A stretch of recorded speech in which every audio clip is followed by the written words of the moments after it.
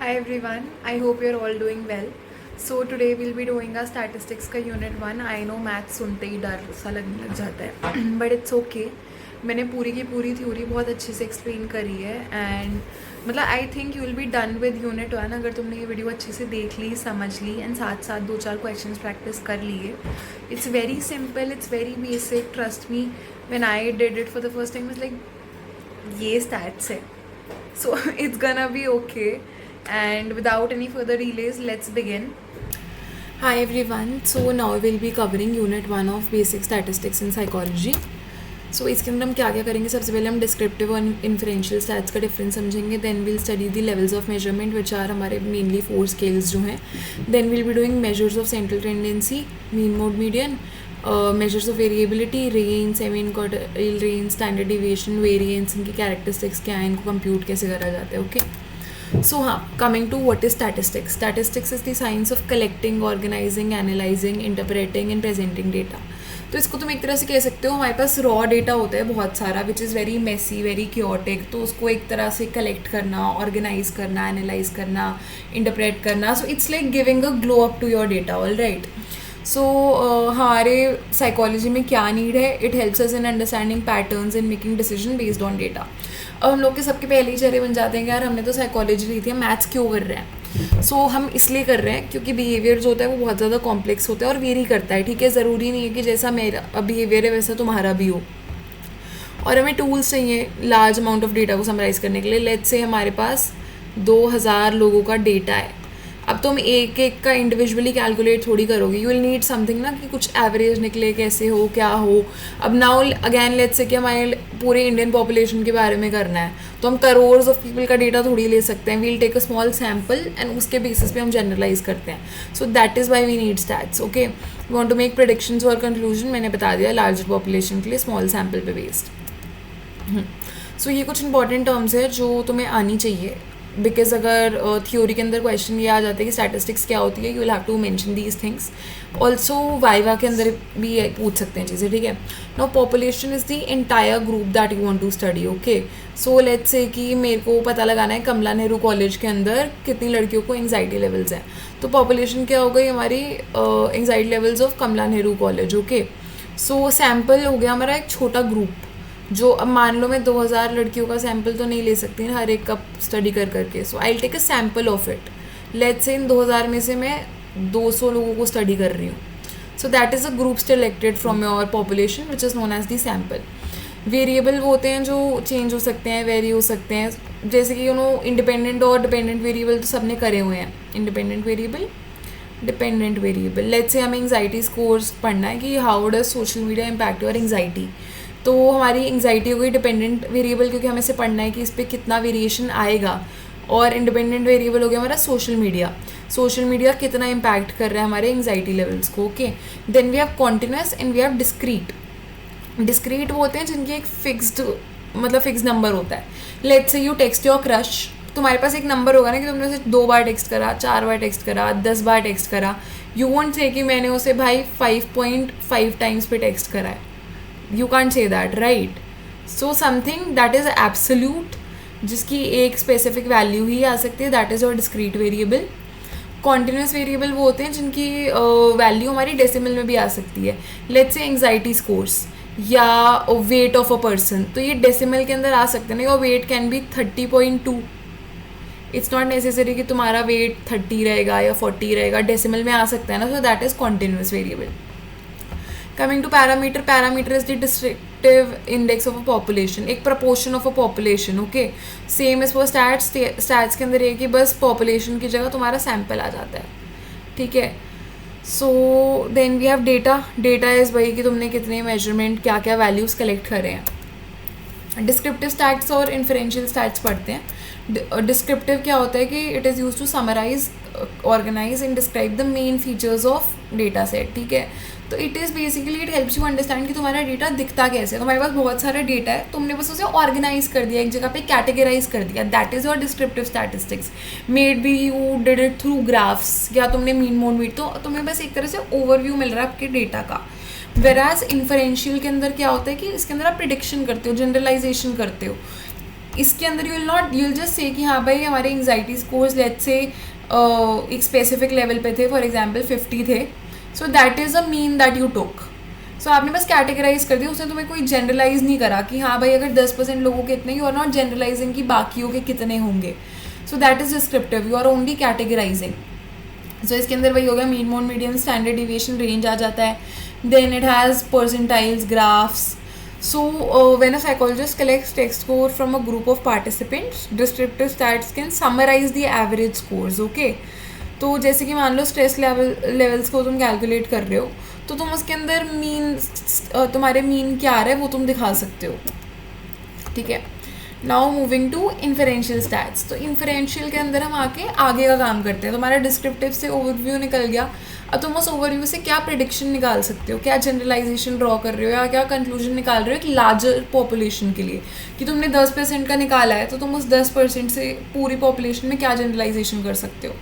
जैसे कि वही हो गया, is the effect likely to be true for the whole population, are differences between group statistically significant. तो इसके अंदर कुछ टूल्स हैं, जैसे हाइपोथेसिस टेस्टिंग के लिए आप इसे यूज़ करते हो.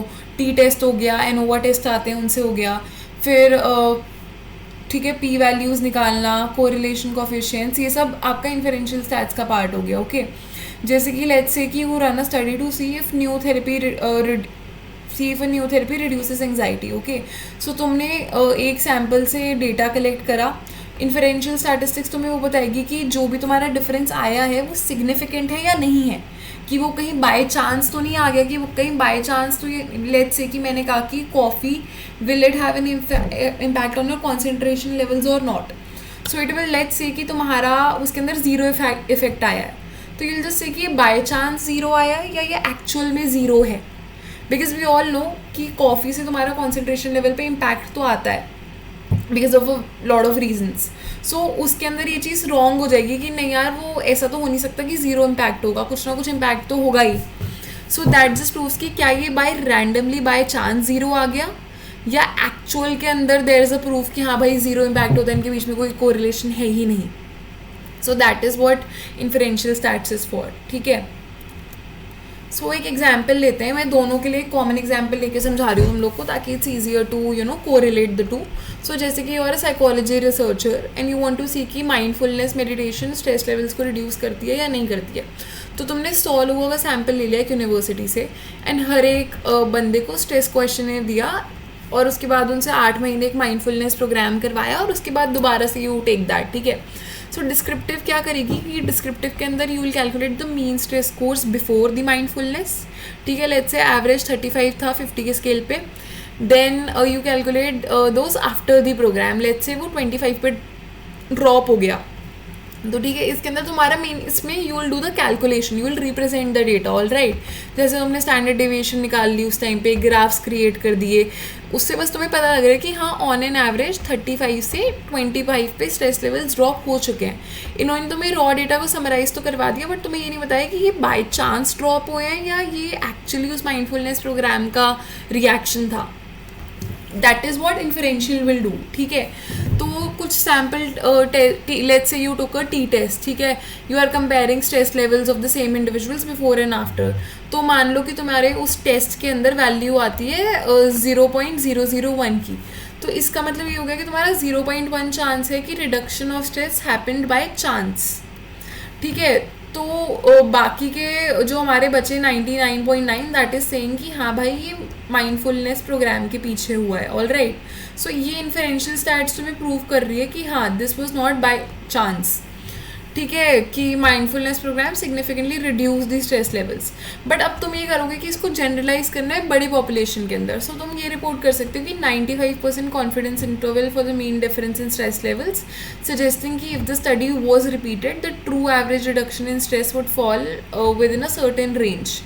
ठीक है.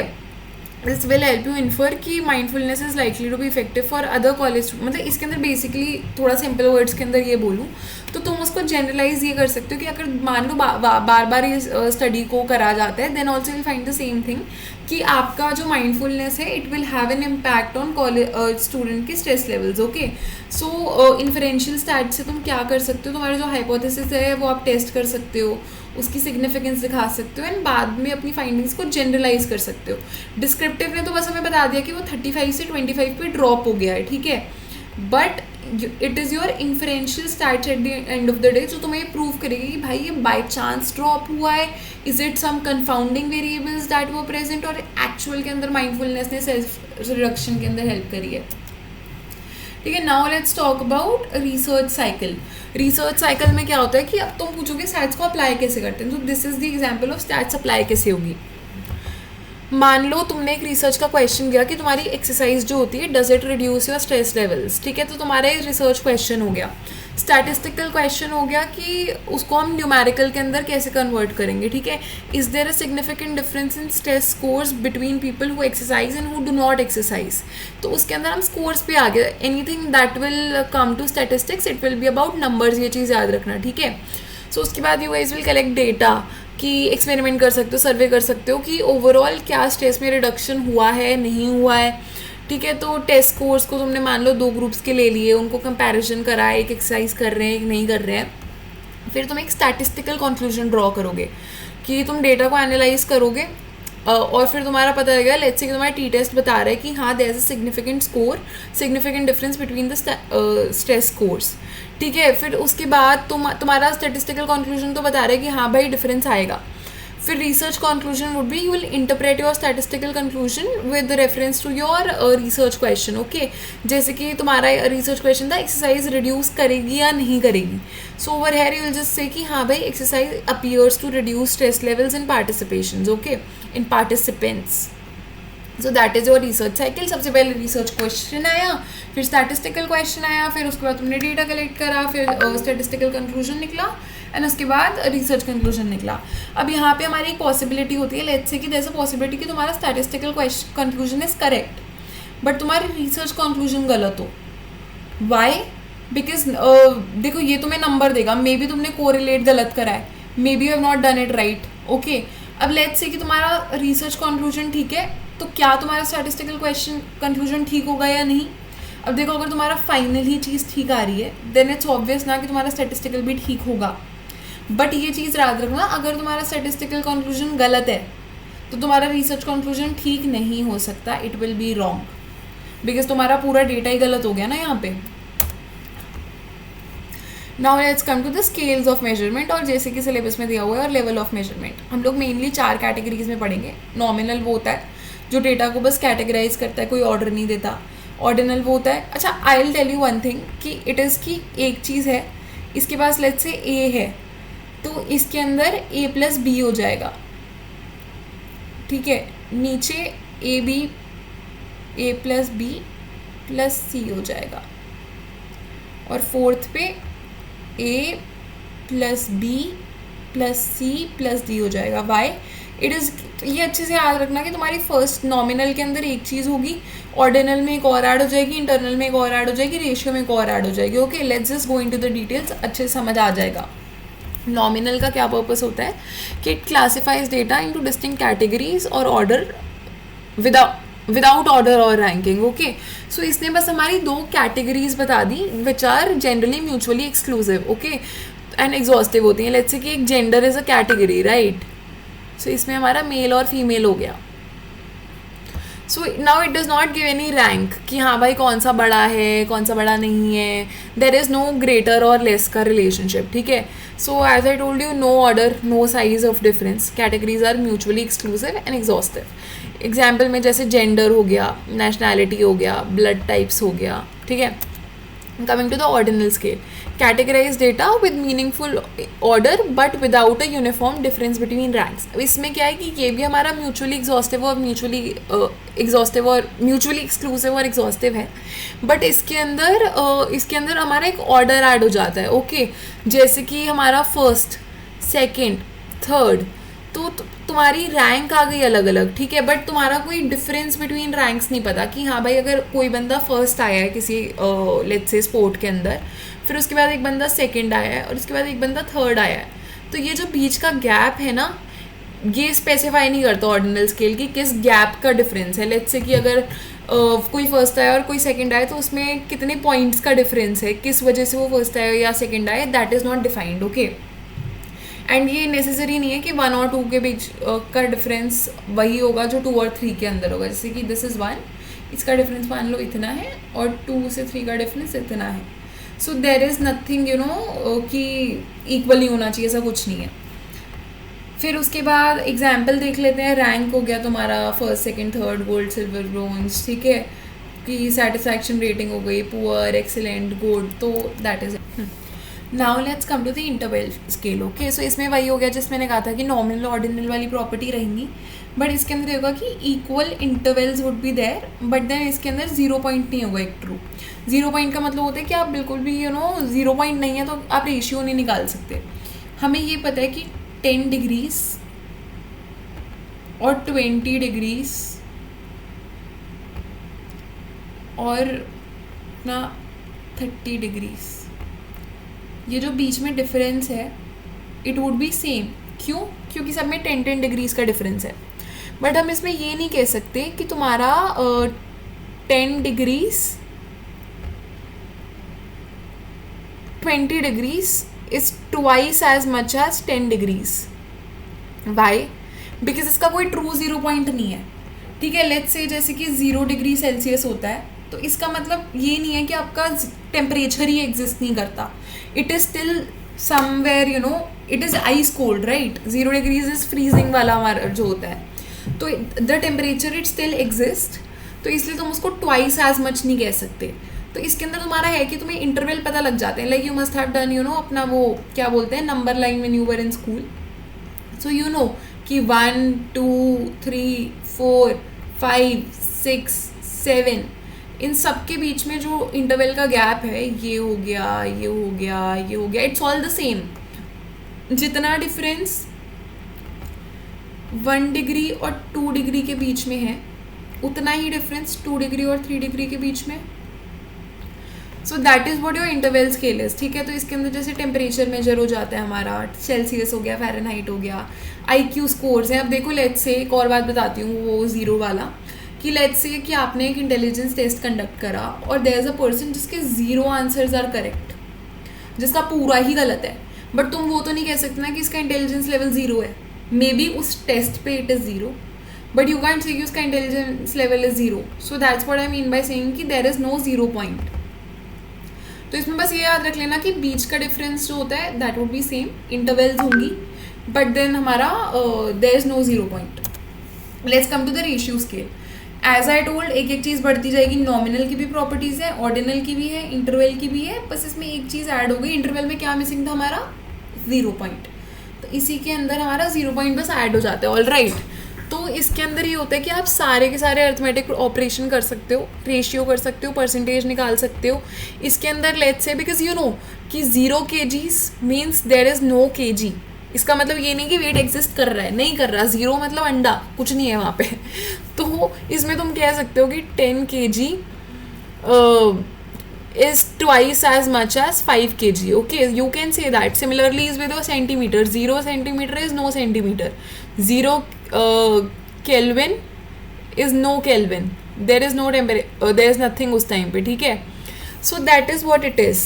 कि यहाँ पे तुम्हारा वही हो गया कि इसमें इंटरवल होंगे, सेम इंटरवल्स होंगे और तुम उन इंटरवल का रेशियो निकाल सकते हो. That is it. You can say that this difference, यहाँ से यहाँ तक का डिफरेंस जो है it is twice as much as यहाँ से यहाँ तक का डिफरेंस, बिकॉज यहाँ पे सिंगल है और यहाँ पे डबल है. So that's it. Okay, now will come to the measures of central tendency. Very basic. Measure of central tendency एक वो होता है जो आपको समरी फिगर प्रोवाइड करवा देता है to best describe the central location of an entire distribution. Mean हमारी एवरेज देता है. Okay, mean gives you the average, median gives you the central point, and mode gives you the number that is repeated the most. ठीक है, तो आपका group performance compare करने के लिए it can be used. Mode सबसे simple होता है, सबसे क्रूड होता है. Mode is basically the term जो सबसे ज़्यादा रिपीट हो रही है. Let's say 1 2 2 2 4 4 5 8. ठीक है, तो इसमें सबसे ज़्यादा क्या रिपीट हो रहा है? 2. 2 इज़ रिपीटेड थ्राइस, तो हमारा 2 would be the mode. It is the easiest to calculate. ठीक है, अनग्रुप्ड के अंदर ऐसे होता है. और मान लो अगर कोई ग्रुप डेटा है तो it would be the midpoint of the interval with the greatest score. Let me just show you an example. Let's say हमारे पास डेटा ये है 3, 4, 5, ठीक है, दैट इज 0.5 to 5. या रुको, सिंपल वाला लेते हैं, थोड़ा सा पॉइंट वाला रहने दो. I'll just take an example, okay. It is, let's say it is, we have 1 to 10, we have 10 to 20, 20 to 30 and so on, okay. अभी मैं 3 ही ले रही हूँ. मान लो इसके अंदर फ्रीक्वेंसी हमारी ये है 1, 2, 1. ग्रेटेस्ट स्कोर कहाँ हुआ? इधर हुआ, ठीक है. तो इसका मिड पॉइंट अगर हम निकाल लें तो क्या हुआ? 10 + 20 divided by 2 which will B, अभी मैंने एपरेंट लिमिट से ही कर रही हूँ, रियल लिमिट से आई एम नॉट डूइंग. तो इसके अंदर क्या हो गया हमारा 30/2 विच इज़ 15. तो हमारा इसमें मोड हो गया 15. बहुत ही मैंने वैसा डेटा लिया है, ऐसे ही रैंडम. तो इसके अंदर बेसिकली यही है कि हमारे पास वैल्यूज़ होंगी 1 से 30 के बीच में रेंजिंग, जिसके अंदर 10 से 20 के बीच में 2 वैल्यूज़ थी. तो हमने उसका निकाल लिया modes. That will be how you do it in group data. Properties कर लेते हैं. मैंने प्रॉपर्टीज़ पूरी ऐसे अटैच ही कर दी because you have to learn all these anyways. So mode is employed as the simple, quick and most approximate measure of central tendency, ठीक है. तो it can be easily found by scanning the data. जैसे I told you, तो मैं देख के पता लग जाएगा कि उसके अंदर कितना क्या रिपीट हो रहा है, ठीक है. कि इसके अंदर you can just scan, no you don't need to do any math. तुम्हें पता है कि यहाँ पे ये 2 सबसे ज़्यादा बार रिपीटेड है, तो इसके अंदर हमारा mode is 2. Since mode requires only a frequency count, it can be applied to any set of data at the nominal, ordinal or interval level of measurement. In fact, it is the one and only measure of central tendency for nominal level variables such as sex, marital status, religious affiliations and etc. ठीक है, because ये तुम्हारा again category के basis पे जाता है, so it's mode. Mode is sometimes not a unique point in distribution. There may be 2 or more than 2 modes of a particular set of scores. This may be very useful information, and hence mode is the most appropriate for bimodal distribution. To describe bimodal distribution properly, it is generally useful to identify both modes, as important aspect of such distribution remain unclear using either mode, median or mode. इसके अंदर कुछ भी नहीं है. It is just that you have 1, you have 2, you have 2, you have 3, you have 3, you have 4. तो इसके अंदर ये भी 2 बार रिपीटेड है, ये भी 2 बार रिपीटेड है. So will have 2 modes, 2 and 3, ठीक है. तो बहुत ज़्यादा इतना रटना मत, जस्ट रिमेंबर कि है क्या, okay. Mode is an unstable measure of central tendency, ठीक है. Mode is the least resistant to the influence of sampling fluctuation and thus little use in inferential statistics. It is the most unstable. Why? Because मान लो मैंने इसी के अंदर एक 3 और ऐड कर दिया, तो 2 will not be your mode any more. It changes with even one number, it will change. So that is why it is most unstable. Least resistant to the influence of sampling fluctuation. Why? Wait. Because mode does not care. तुम यहाँ पे कोई extreme number डाल दो, मान लो ये इसी sample को ले लो, इसको ले लो, इसमें अगर मैंने ले 80 डाल दिया तो तुम्हारा मोड थोड़ी फ़र्क पड़ रहा है. मोड तो तुम्हारा मोस्ट रिपीटेड ही है ना. So it does not get affected by extreme values at all. So when quantitative data are grouped, mode may be strongly affected by the width and the location of class intervals. ये चीज़ थी. देखो जैसे मैंने तुम्हें ये बताया कि mode will be very impacted by it. अगर मान लो 10 to 20 के उस पर मैंने करा और मेरा आंसर तब 15 आया, but let's take another example. मैं 5 की इंटरवल लेती हूँ, 5 से 10, 10 से 15, 15 से 20, ठीक है. इसके अंदर I am taking values as 1, 2, 1, ठीक है. तो इसमें क्या होगा, अच्छा ये इसका इसी का वो मैंने कन्वर्ट नहीं करा, I am just giving a random example, okay, क्योंकि वैल्यूज़ इस डिस्ट्रीब्यूशन के हिसाब से अलग है इसके अंदर. सो इसमें हमारा क्या होगा कि हाईएस्ट इसमें जा रहे हैं 10 to 15 के बीच में, तो 10 + 15 डिवाइडेड बाई 2 होगा.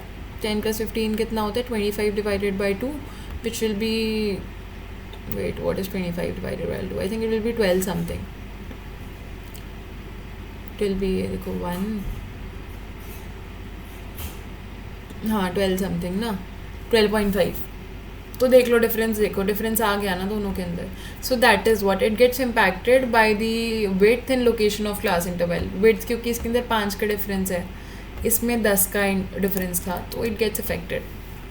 Coming to medium. Median is the point which has half scores below and half above it. Medium, as I told you, it is the centre point. ये वाला पॉइंट इट विल बी एकदम centre.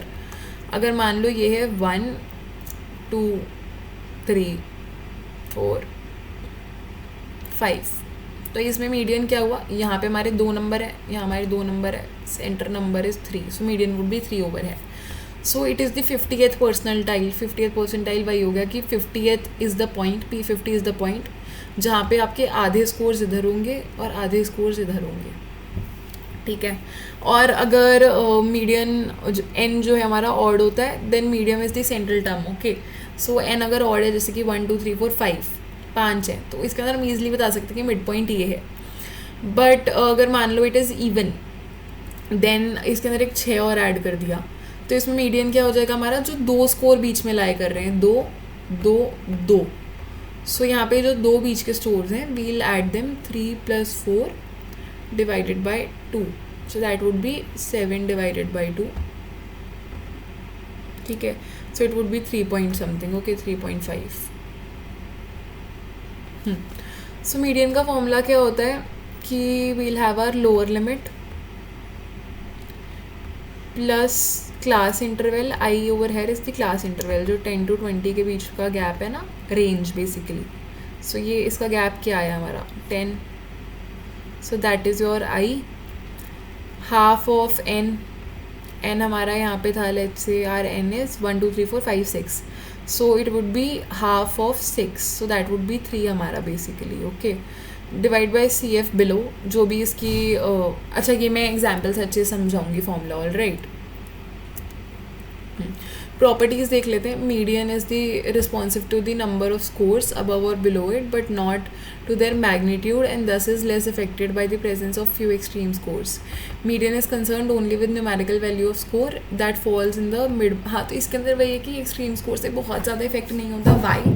Because तुम्हारा बीच का ही तो score देख रहे हैं ना.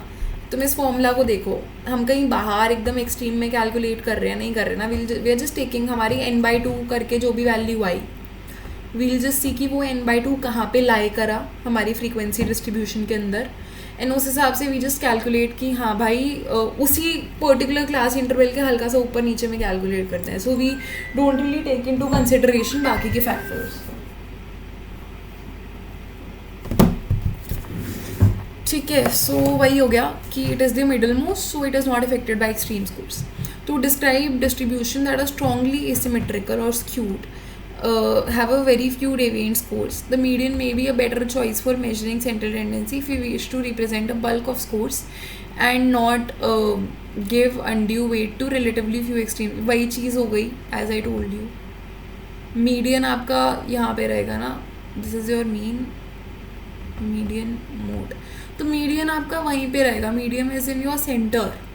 Median will not get affected by it. So it's fine. अगर तुम्हारी यहाँ पे 80 है,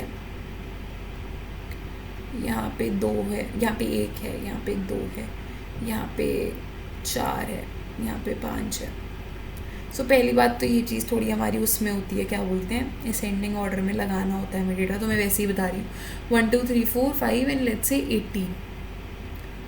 तो अब 80 हमारा बहुत ही ज़्यादा एक्सट्रीम नंबर है, ओके. बट हमें क्या देखना है, हमारा तो सेंटर मोस्ट टर्म कौन सा है यहाँ पे? 4. So our median is 4. It does not get affected by it. तो ये एक तरह से दोनों के अंदर बात सेम ही कह रहे हैं, थोड़ा सा घुमा फिरा के, ऑल राइट. तो now median is use to when exact mid point of distribution is desired, which is the 50%. As I told you, P50 होता है ये. Therefore, used to splitting distribution into two categories containing the same number of scores, you might divide scores at the median into two categories, high versus low. वही चीज़ है, midpoint है. Median requires an ordering of categories from highest to lowest and thus can be applied only when ranks are available. ये चीज़ ज़रूर है कि median को आप ऐसे रैंडमली कैलकुलेट नहीं कर सकते. If there are ranks given then only will be able to calculate median. Why? Because हम कभी भी मीडियन को डायरेक्टली कैलकुलेट नहीं करते. एज आई टोल्ड यू ना, मैंने 80 यहाँ से क्यों काटा, क्योंकि हमें असेंडिंग में लगाना होता है हमेशा.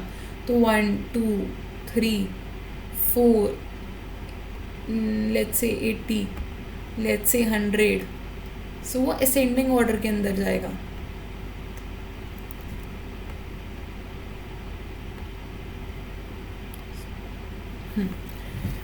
वो हो गया only when ranks are available. ठीक है.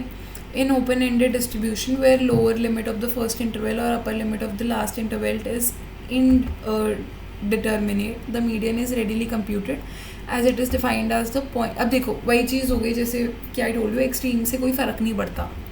अब तुम्हारा यहाँ पे ओपन एंडेड है, you don't know what is 80 का कुछ भी तुम्हें नहीं पता. लेट्स से तुम्हें यहाँ पे भी नहीं पता ये 0 से कुछ स्टार्ट हो रहा है एंड यू डोंट नो इसके आगे क्या है. बट देन यू नो कि ये बीच में हमारा 10 to 15 जा रहा है, 15 to 20 जा रहा है एंड हमारा 30 जा रहा है यहाँ पे somehow. All right, 22, let's say 25 जा रहा है. अब हमारा क्या हुआ, इसके अंदर n क्या है, 1 2 3 4 5 वैल्यूज़ हैं, तो n वुड बी 5. तो इसके अंदर हमारा 5 का मिड में क्या आएगा, 3 आएगा, क्योंकि दोनों तरफ ऊपर 2 2 हैं. सो वी नो कि हमें इसी इंटरवल पे ध्यान देना है. हमें फ़र्क नहीं पड़ रहा कि ओपन एंडेड है तो हम इसका क्या करें, इट डजेंट मैटर, बिकॉज हमारा फोकस तो यहीं पे है ना. सो मीडियन जब भी हमारा कोई भी वेल डिफाइंड नहीं होती, ओपन एंडेड इंटरवल्स होते हैं टॉप वाले, देन मीडियन हम यूज़ करते हैं. वाई? बिकॉज उससे फ़र्क ही नहीं पड़ रहा. मीडियन में कोई भी कैलकुलेशन की ऊपर से नीड नहीं है. All the calculation you need is for the हमारा मिडिल वाला जो होता है क्लास इंटरवल उसका. ठीक है, वही हो गया located as centre. Missing values अगर होती हैं तो भी आप कैलकुलेट कर सकते हो, कोई दिक्कत नहीं होती. Mean is the sum of scores divided by total number of scores. तो इसका सम वही होता है हमारा sigma X divided by sigma F X divided by sigma F, या यही मान लो सीधा सिग्मा. अगर ये ग्रुप्ड होता है तो ये होता है ग्रुप्ड में. ठीक है. अनग्रुप्ड अगर होता है हमारा तो it is sigma X sum of scores divided by total number of scores. ठीक है. Mean can be regarded as the centre of gravity of distribution. Mean हमारा एक एवरेज होता है, सबका टोटल करके उनको डिवाइड कर दिया तुमने 2 से नहीं, जो भी तुम्हारा जितने भी तुम्हारे नंबर्स हैं. Okay. So it is the point in distribution around your scores balance those below it. ठीक है. तो बैलेंस हो जाता है ना, तुम्हारा एक एवरेज निकल गया सबका. ठीक है. If we express scores in terms of the amount by which they deviate from mean. ठीक है. अच्छा देखो ये होता है कि अगर हम मीन की बात करें तो लेट्स से हमारा नंबर है 1 2 3 4. ठीक है. ये चीज़ हम स्टैंडर्ड डेविएशन में भी करेंगे बट अभी बता देती हूँ. तो इसका तुमने मीन निकाला, अगर क्या निकलेगा, 5 भी लगा लो. 5 4 9 होता है, 9 3 12 14 15. 15 डिवाइडेड बाय 5 हो गया हमारा 3. तो अगर हम इसे कैलकुलेट करते हैं तो लेट्स से 1 - 3 -2 2 - 3 -1 4 - 3 +1 एंड 5 - 3 +2. अब ज़रा इन सब का टोटल तो करो. -2 और +2 कट हो जाएंगे because they are the same values. -1 +1, answer क्या बचा, 0. सो वही हो गया. And this is the very special property of mean. Okay. कि if we express scores in terms of amount by which they deviate from mean taking into account the negative and positive deviation, that sum is 0. ठीक है. तो unlike other measures of central tendency, mean is responsive to the exact magnitude of each score in distribution from its basic formula. Can be easily seen that increasing or decreasing value of any. तो ये है कि mean extreme score के लिए भी बहुत sensitive है. अगर मैंने इसी एग्जाम्पल को लेते हैं 1 2 3 4 5 की जगह हमने 50 लगा दिया, मीन एकदम चेंज हो जाएगा. देखो मैं बताती हूँ कैसे होगा. 1 + 2 3 3 + 3 6 6 + 4 10 10 + 50 60 60 डिवाइडेड बाई 5 करो जरा, कितना हुआ 12. अब बताओ 12 और 3 में कितना डिफरेंस आ रहा है ना. So mean takes into account all the data. ठीक है, मीडियन हमने देखा सिर्फ सेंटर को देख रहा है, यहाँ वाले पोर्शन को. मोड सिर्फ देख रहा है कोई चीज़ कितनी बार रिपीटेड है. Mean does not discriminate. ठीक है, mean likes everyone equally and वो सबको कंसिडर करता है, ऐसे याद रख लो. ठीक है, use of mean is exclusively restricted to the internal level data. Applying it to ordinal और nominal data results in meaningless outcome. तो वही चीज़ हो गई कि अगर तुम्हारे इंटरवल्स नहीं है कहीं पे भी तो तुम्हारा मतलब ही नहीं है. तुम क्या करोगे, लेट्स से जेंडर का तुम क्या मीन निकालोगे. You need to have values, you need to have intervals. That is where तुम्हें mean की need है. ठीक है, mean is most appropriately used when the scores are distributed symmetrically around the central point. When the distribution is not badly skewed. In a skewed distribution, mean tends to be distorted by extreme value. इसके अंदर वही चीज़ हो गई कि जैसे मैंने यहाँ पे एक्सप्लेन करा.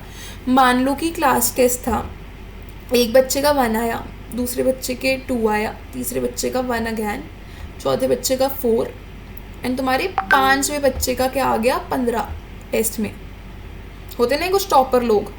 सो तुम्हारा मीन क्या निकलेगा 1 + 2 3 3 + 1 4 4 + 2 6 6 + 15 6 + 15 क्या हुआ. इसको 1 कर दो यार, मेरे को लंबी कैलकुलेशन करने का मूड नहीं है. 5 + 15 क्या हो गया 20 20 टोटल कितने 1 2 3 4 5 है. तो 20/5 क्या हुआ, तुम्हारी एवरेज 4 आई है. तो नंबर क्या आ रहे थे लोगों के 1 2 1. मोस्टली बच्चों के क्या नंबर आए 1 आया है मोस्टली का. But just because there was this 1 15 पूरी एवरेज तुम्हारी 4 पे खिंच गई. किसके आए हैं यहाँ पे 4 नंबर, किसी के नहीं आए. So that's what.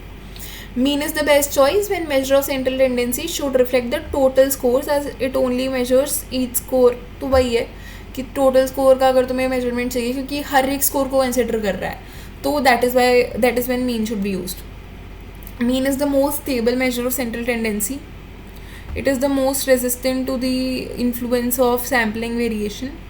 This makes mean a valuable indicator of what is true about the population and therefore used in inferential. तो इसके अंदर आप basically inferences निकाल सकते हो because again ये सबको consider कर रहा है and it is the most resistant to the influence of sampling variation क्योंकि mean आपका average है हर चीज़ का. ठीक है, so that's what. So guys this is a previous year question. तो हमें क्या दिया होता है, हमें आपको एग्जाम में क्लास इंटरवल और फ्रीक्वेंसी दी होगी. You have to calculate mean mode median. ठीक है, तो सबसे पहले हम मीन कैलकुलेट कर रहे हैं. मीन के लिए देखो पहले तो एक फॉर्मूला मैंने जो बताया था that was x bar is equal to sigma x/n, right. But that is for ungroup data. जब हमारा ग्रुप डेटा है, जब हमें इंटरवल दी गई है, तो first thing that you are suppose to do, जो मैं करना है इस टेबल में ऐड करना भूल गई, that is suppose to be अपनी ये जो एपरेंट लिमिट्स हैं इनको रियल लिमिट में कन्वर्ट करना है. एपरेंट कैसे है, देखो ये 45 ये 46 वो 13 वो 14 ऐसे नहीं होना चाहिए कभी भी. So what you do is lower limit में 0.5 को सब्ट्रैक्ट करो और अपर लिमिट में 0.5 को ऐड करो. तो ये वैसे ऐसी होनी चाहिए थी 9.5 से लेके 13.5 करके. वो आई डोंट नो इसमें कॉलम ऐड क्यों नहीं हुआ है, मैंने करा था बट ओके नेवर माइंड. सो इसमें 0.5 लोअर लिमिट से माइनस होता है और अपर लिमिट में प्लस हो जाता है. All right. सो इसमें आपको फ्रीक्वेंसी और CF दिया होता है. अब मीन के लिए हमें क्या करना है कि there is a formula for group data that is sigma FX divided by sigma F. तो x क्या होता है, पहली बात x होता है हमारा middle point. Middle point calculate करने के लिए आपको अपनी real upper limit plus real lower limit divided by 2 that is what you have to do to calculate it. So basically इसका ये हो जाएगा कि जो सबसे नीचे that would be 9.5 plus 13.5 divided by 2, फिर 13.5 प्लस 17.5 डिवाइडेड बाई 2, फिर 17.5 प्लस 21.5 डिवाइडेड बाई 2, ऐसे कर करके आपका पूरा लिस्ट आ जाएगा. एफ एक्स है नीचे यहाँ पे, तो फ्रीक्वेंसी और मिड पॉइंट को मल्टीप्लाई करोगे तो ये वैल्यूज़ आ जाएंगी. You just calculated yourself. मैंने थोड़ा सा पहले से कर दिया to save time. And then you'll just see कि हमारा जो आएगा फ्रीक्वेंसी का सम इज़ टोटल 50, एंड इसका टोटल करोगे तो इसका टोटल आ रहा है 1503. All right. सो इससे हम डिवाइड कर लेंगे तो this would be our mean. Okay, एक बार प्लीज़ कैलकुलेट कर लेना अपनी साइड से भी. या so now let's move to mode. Mode का फॉर्मूला मैंने बताया था, एंड यहाँ पे हाँ आई नो ये F2M कर दिया है, but that's okay. Why? Because same चीज़ ये देखो समझो, F2FM minus F1 minus F2, it is the same thing as FM my. Please मेरी राइटिंग आई नो समझ नहीं आ रही होगी, बट ठीक है. I don't have a pen tab guys.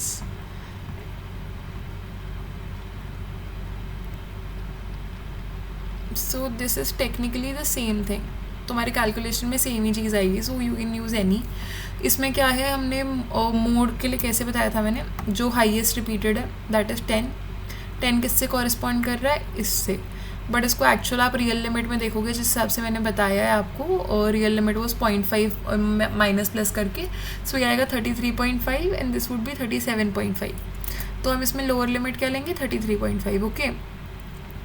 Similarly क्योंकि 10 हाईएस्ट था तो 10 यहाँ पे आ गया. दिस वुड बी द उसके ऊपर वाला, जस्ट ऊपर वाला, दैट वुड बी 5. सब्ट्रैक्ट करना है, एंड नीचे से हमें ये डिवाइडेड बाय 10, एक ये भी माइनस होगा और ये भी माइनस होगा. जस्ट ऐसे याद कर लो कि ऊपर वाला भी माइनस होगा, और जो ऊपर वाला है that will come in the numerator because वो ऊपर है ऑलरेडी. एंड नीचे जो है वो दोनों होंगे. एक नीचे है क्योंकि एक तो नीचे वाला आएगा ही, एंड न्यूमरेटर भी नीचे आ जाएगा. That's how I learn it. Okay, and divided by h. H is nothing. H is your I. I मतलब जो आप सब्ट्रैक्ट करोगे रियल अपर लिमिट में से रियल लोअर लिमिट को जब माइनस करोगे will get a 4. So basically when you subtract अपना 37.5 minus 33.5 you will get a 4. So that's what comes here, and आपका फाइनल आंसर आ गया फिर 35.04. Now coming to our median. And median के अंदर क्या है हमारा, हमें एक CF निकालना होता है. CF इज़ वेरी बेसिक, बस फ्रीक्वेंसी को ऐड करते जाओ. इट इज़ बेसिकली 10 से 13 के बीच में 4 लाई कर रहे हैं. ठीक है. फिर 17 टोटल 17 से नीचे कितने लाई कर रहे हैं? That would B 4 + 3 7. 21 से नीचे कितने लाई कर रहे हैं? 7 + 6 13. तो ऐसे करते करते you can find it out. Okay, now what you have to do is frequency का टोटल करो. तो इस सब का टोटल मिला के आ रहा है 50. So that is your n. Now n divided by 2, it will give you 25. C 25 कहाँ सबसे क्लोजेस्ट आ रहा है? Over here, right? So इसकी लिमिट कौन सी आ रही है हमारी? रियल में कन्वर्ट करोगे इसे तो आएगा 25.5, 29.5. सो लोअर रियल लिमिट हो गई हमारी 25.5. CF हमने वही सेम ले लिया हमारा, सॉरी n/2 ले लिया हमने यहाँ पे. एंड देन हम फ्रीक्वेंसी एक ऊपर वाली लेते हैं. CF ऊपर वाला जाएगा, as I told you. Mode की तरह इसमें भी याद कर लो, ऊपर वाला माइनस होता है. ठीक है. फिर by divided by F, and इसी की जो हमारी सेम इंटरवल की जो फ्रीक्वेंसी है उसको डिवाइड कर दो उससे इनटू अपना इंटरवल जो भी है, विच इज़ हमारा ये when you subtract the real limit सबका सेम ही आता है वो. ठीक है. So that would be your 4, and answer आ जाएगा हमारा 29.5. This is to a basic mean mode median का क्वेश्चन. सबके लिए I'll be using the same data. This is ungrouped data. ठीक है. नहीं, this is group data. Okay. So क्या करना है, मोड सबसे पहले निकालते हैं. मोड के लिए all we need is frequency, like literally all we need is frequency. So class interval में एक चीज़ और कर लेना कि make a column of real limit. Okay, because ये हमारी जो होती हैं these are not real limits. इसको ऐसे it is better like 9.5 to 20.5. Basically what we have to do is कि लोअर लिमिट में से 0.5 माइनस करना है, अपर लिमिट में 0.5 ऐड करना है. Okay. So this is the frequency given इनकी. एंड मोड के अंदर देखो मॉडल क्लास कौन सी हुई, क्योंकि 7 सबसे ज़्यादा रिपीटेड है. तो 7 सबसे हाईएस्ट है, so model class would be 30 to 40. Okay मतलब ये तुम्हें करना रियल लिमिट से, मैं अभी ऐसे ही कर रही हूँ because I don't know why real limit column didn't get added in both the questions. तो लोअर लिमिट में you have to take 30 and क्योंकि वो वही लाई कर रहा है then you will go with 7 के बाद हमारा क्योंकि मेन वही है देन उसके ऊपर वाला F1 इज़ ऊपर वाला दैट इज़ 5. देन नीचे you have to do the same thing, you have to with like divided by 7 minus F1 is 5, F2 is 4 नीचे वाला एक. अच्छा also one more thing that you can do is another form, ये तो ऐसे तुम calculate कर ही लोगे. This is not W, this is suppose to be I is your, इनका जो भी गैप होता है between them which is like upper limit minus lower limit is your interval. Okay so that is suppose to be 10. ठीक है, what you can do is कि इसके अंदर एक और ऑप्शन होता है, you can just take out the mid point which is हमारा upper limit plus lower limit divided by 2. ठीक है, सो दैट वुड बी, अगर हम रियल लिमिट्स कंसिडर करें सो it would B 29.5 minus 40.5 divided by 2, and I think it should come as the same because wait what is 20, मेरे को calculate करना पड़ेगा. wait 29.5 plus 40.5 is equal to 70 divided by 2 is 35, so it will come out as 35. I know थोड़ा सा variation है दोनों answers के अंदर but this is because this is the proper formula for mode and that is also this is approximately. अगर आप ये formula use कर रहे हो तो right approximately. Okay because over here you are just getting a mid point. हमने अभी करा था ना प्रॉपर्टीज़ के अंदर ये चीज़ की, प्रॉपर्टीज़ में हमने पढ़ा है कि क्लास की विड्थ और क्लास की प्लेसमेंट बहुत वेरी करती है आपकी मोड की वैल्यूज़ को. So you can justify your answer like that. ठीक है, now let's come to median. Median is हमारा lower limit plus n/2 minus F by FM into I. ठीक है, तो इसके अंदर मीडियन में देखो पहले इसको टोटल करोगे तुम लोग तो तुम्हारा आंसर वुड कम एज 20. ठीक है, बिकॉज 3 + 5 है. ठीक है, it will B 20. So lower limit 20 divided by 2 n/2 हो गया हमारा 10. अब 10 देखो किससे सबसे ज़्यादा क्लोजेस्ट है यहाँ पे, सो दैट वुड बी 8. CF इधर 8 आएगा. ओके एंड देन उसके बाद we'll just have to do 30. यहाँ पे वैल्यूज़ इंसर्ट करनी है, there's nothing else, just have to, you literally just have to insert the values. okay, it would be 10 minus 8 divided by 7. 7 is because you know ये अपना नीचे वाले उसका आता है and that's it, you will get your answer.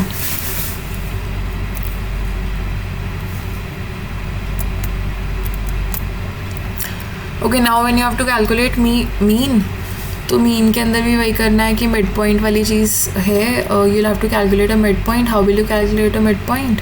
You will add upper limit plus lower limit divided by 2. It will give you your mid point. तो ऐसे करके सबके मिड पॉइंट कैलकुलेट करने हैं. Then you just have to multiply mid point with frequency and you will get your answer. ठीक है, so yeah that is it for mean mode median के numericals. Variability, the extent to which scores in a distribution scatter or cluster to describe the spread of entire set of sources. ठीक है, it is possible to have same variability. मतलब basically variability वो चीज़ होती है कि distribution के अंदर कितना spread क्या है.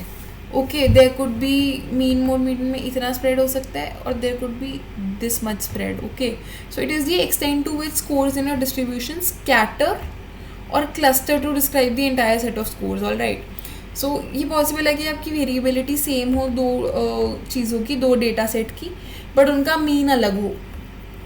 ठीक है, जैसे कि लेट्स से ये हमारा इसी पे बना देती हूँ.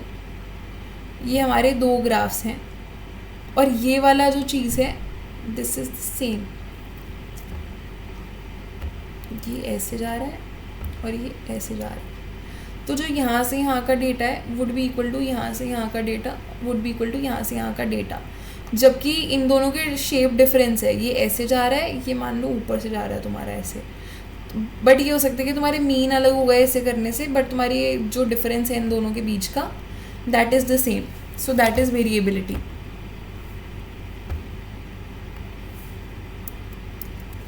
रुको, let me explain this again एक बार. तो आई अंडरस्टैंड ये कंफ्यूजिंग हो सकता है. सो इट इज़ बेसिकली तुम्हारे किस एक्सटेंट पे स्कैटर हो रहा है. ये स्कैटर हो रहा है, ये क्लस्टर हो रहा है. All right. तो हम एक नॉर्मल सा ग्राफ बनाते हैं. एक ये ग्राफ है और एक ग्राफ है हमारा ये. I am just saying a very hypothetical example. Okay, तो इस पर रिलाई मत करना. ये जो डिफरेंस है और ये जो डिफरेंस है और ये जो डिफरेंस है, देयर इज़ अ पॉसिबिलिटी कि इवन दो इनकी शेप्स अलग हैं, इनका मीन मोड मीडियन अलग है, बट ये वेरिएबिलिटी सेम हो. There is a possibility. ठीक है, because it's not saying anything else ना. इट्स जस्ट सेइंग कि तुम्हारा स्कैटर किस तरीके से हो रखा है, क्या एक्सटेंट पे स्कैटर हो रखा है. So it's fine. अब वेरिएबिलिटी के अंदर मेनली 3 चीज़ें पढ़ेंगे. We'll study range, we'll study interquartile range and we'll study the variance standard deviation. All right. तो देखो, रेंज क्या होती है. Range is the difference between maximum value and minimum value. मान लो एक डेटा के अंदर मैक्सिमम वैल्यू 30 है, मिनिमम वैल्यू 5 है. 30 - 5 25. 25 इज योर रेंज. ठीक है. It can B use only for numerical data. तुम और किस चीज़ की रेंज क्या निकालोगे. तुम कपड़ों की थोड़ी रेंज निकालोगे. Obviously you will need a numerical data to calculate range. It tells about the coverage और स्प्रेड ऑफ डेटा वैल्यूज़, कि किस तरीके से स्कैटर है. Okay, calculated on the base of 2 extremes values so affected by outliners. अब obviously मैंने क्या कहा कि यहाँ पे लेट्स से तुम्हारी डिस्ट्रीब्यूशन ये था 30 10 11 12 एंड 5. तो तुम्हारी रेंज तो इन दोनों से निकली ना.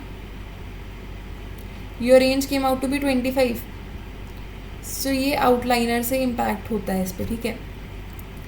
ग्रुप अगर कोई तुम्हारा ग्रुप डेटा होता है तो अपर limit of the highest minus the lower limit of the lowest. मान लो डिस्ट्रीब्यूशन यहाँ से चालू हो रहा है तुम्हारा 0 to 10, 0 नहीं लेते, 5 to 10, 10 to 15 करके जा रहा है. लेट्स से ये 40 to 45 पे.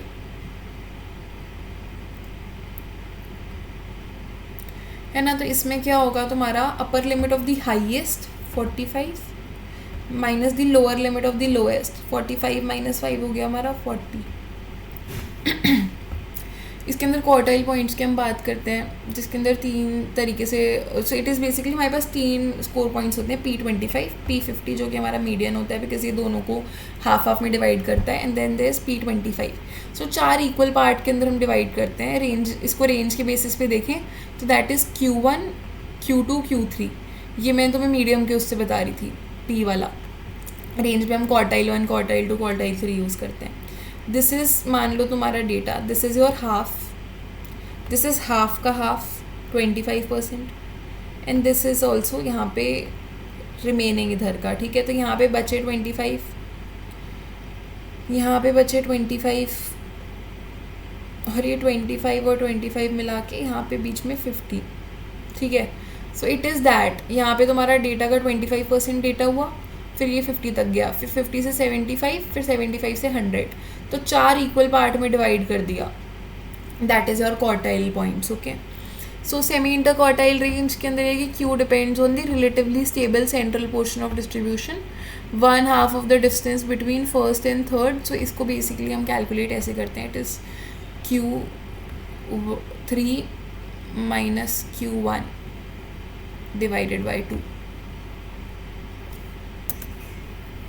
रेंज की प्रॉपर्टीज़ देख लो. Very sensitive to extreme values, मैंने बता दिया. Gives a quick estimate of spread but not precise. Only uses the 2 extreme scores ignoring the all. बता दिया अगैन, वही हमने 45 और 5 को यूज़ करा था. Not very stable, changes a lot with sample variation. Sample vary करेगा तो ऑब्वियसली तुम्हारा डिस्ट्रीब्यूशन भी वेरी करेगा. Okay. So properties of semi interquartile range based on the middle 50 of data, that is हमारा Q50 जो मैंने बताया था. Making it more resistant to outliners. ये उतना, जैसे ये तो क्या था रेंज में, तो क्या हो गया आपने बस 45 और उसका निकाला. Q50 में आप सिर्फ बीच वाली चीज़ देखोगे, एकदम मीडियम वाला कॉन्सेप्ट हो गया. Gives a better measure of variability when data has extreme values, क्योंकि वो सेंटर को ही कंसिडर कर रहा है हमारे. Useful for ordinal data when median is used as a measure of central tendency. ठीक है, समझ आ ही गया होगा ऑर्डिनल डेटा क्या बताया था मैंने, जिसके अंदर रैंक दी होती है. That's it. Doesn't use all data points. ये हमारे सबको यूज़ करता है, ये सबको यूज़ नहीं करता. ठीक है, सो लेट्स जस्ट से कि ये मीडियन की तरह होता है एकदम. All right. Coming to deviation scores, they express the location of score by indicating how many score points lie above or below the mean of the distribution. So इसका formula is x minus x bar. That is our deviation score. Gives the position of score in relation to mean. ये चीज़ मैंने बता दी तो मैं sum of deviations from mean is always equal to 0. तो जैसे मैंने तुम्हें वो एग्जाम्पल दिया था ना कि तुम्हारा मान लो 3 है वो 1 2 3 4 5 के अंदर, तो 1 - 3 हमारा हो गया. मीन अगर 3 आ रहा है तो ये -2 है. तो हमें पता लग गया कि हमारा जो मीन है ये मीन्स ये बाय 2 पॉइंट्स डेविएट कर रहा है, -2. तो that is what this means कि explains the location of score by indicated how many score points lie above और below the mean of distribution. So यहाँ पे 2 लाई कर रहे हैं, ठीक है, बिलो द डिस्ट्रीब्यूशन क्योंकि नेगेटिव में. Variance is the mean of squares of deviation score. All right, deviation score हमारा क्या था, x minus x bar divided by n. इसी का इन्होंने क्या कर दिया, स्क्वायर कर दिया. So that's what. All right, sum of square deviation, इसको हम SSX भी कहते हैं. SSX is equal to x minus x bar.